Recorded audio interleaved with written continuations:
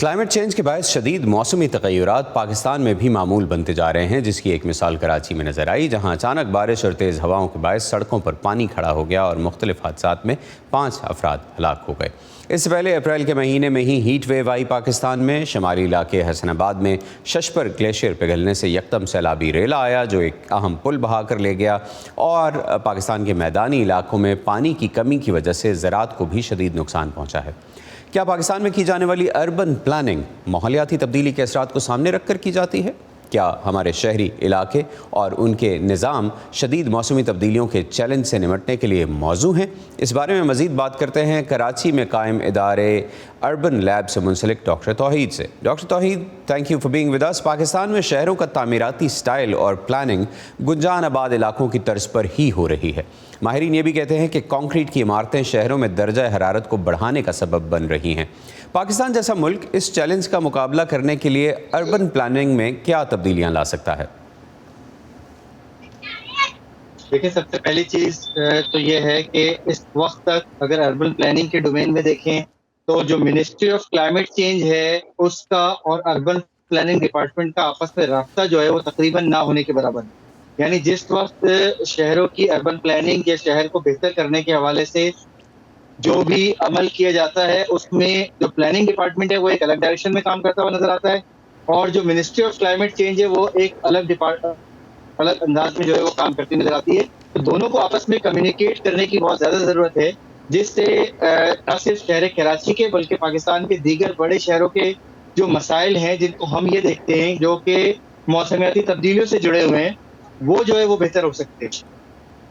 ये बताइए कि आपने जैसे कहा कि एक हमें ये नज़र आता है कि राब्ता नहीं है अर्बन प्लानिंग और मिनिस्ट्री ऑफ क्लाइमेट चेंज का। एक तो ये कि ज़ाहिरी बात है जब हुकूमतें इसकी तरफ संजीदगी से सोचना शुरू करेंगी तो फिर यकीनन एक ऐसा फ्रेमवर्क भी बनाया जाएगा जिसमें ये काम शुरू हो जाएगा।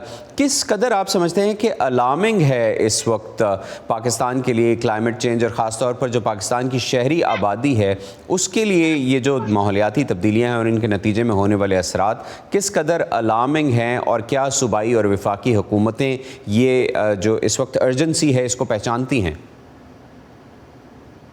देखिए, सबसे पहली चीज़ अगर आप देखें जो क्लाइमेट रिस्क इंडेक्स 2021 है उसके लिहाज से पाकिस्तान 8वें नंबर पर ज़रूर आता है, लेकिन अगर हम बगौर देखें कि हमसे पहले जो ममालिक रिस्क फैक्टर के हिसाब से आ रहे हैं उनके हालात, वहाँ के लोकल जो इश्यूज़ हैं उनको और पाकिस्तान के लोकल सिनेरियो को देखा जाए तो हमें तो ये लगता है शायद हम वल्नरेबिलिटी के लिहाज से जो हमारी मार्जिनलाइज्ड कम्युनिटीज़ हैं वो शायद पहले या दूसरे नंबर पर हो जाएंगी।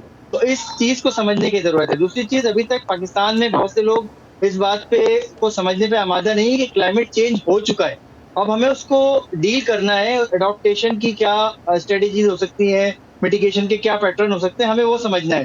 तो आपको क्या लगता है कि ये जो प्लानिंग मिटिगेशन स्ट्रेटजी है इसमें जो शहरी जंगलात हैं जिनके ऊपर बहुत ज़्यादा बातचीत हो रही है कि हमारे बड़े शहरों में दरख्त नापैद हो चुके हैं, उनमें इजाफे या जो मौजूद हैं जंगलात उनको बचाने के लिए कोई जामे पॉलिसी नज़र आती है?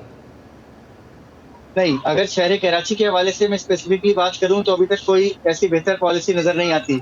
अर्बन फॉरेस्ट के नाम पे हमारे पास एक अर्बन फॉरेस्ट था, वो भी इंस्टीट्यूशनल जो इश्यूज थे उसकी नजर हो गया, जो कि शहजाद साहब ने जो है उसको इस्टेब्लिश किया था। अच्छा, इसके अलावा अगर अर्बन फॉरेस्ट के नाम पर हमें अगर शहर कराची में कुछ नजर आता है जहाँ पे ट्रीज की डेंसिटी बहुत ज्यादा हो, वो सिर्फ और सिर्फ शहर कराची के ग्रेवयार्ड्स हैं जहाँ पर जो है वो बहुत ज्यादा ट्री डेंसिटी है। अदरवाइज हम ये देख रहे हैं कराची अर्बन लैब से कि पिछले 20 सालों में जो शहर कराची, जो अर्बन कराची जिसे हम कहते हैं, वहाँ पर 40% जो है वो समझ लें वेजिटेशन कवर का डिक्लाइन आया है, जो कि बहुत अलार्मिंग है। बहुत शुक्रिया डॉक्टर तौहीद, हमारे पास इस सेगमेंट के लिए आज इतना ही वक्त है। आपके वक्त का शुक्रिया।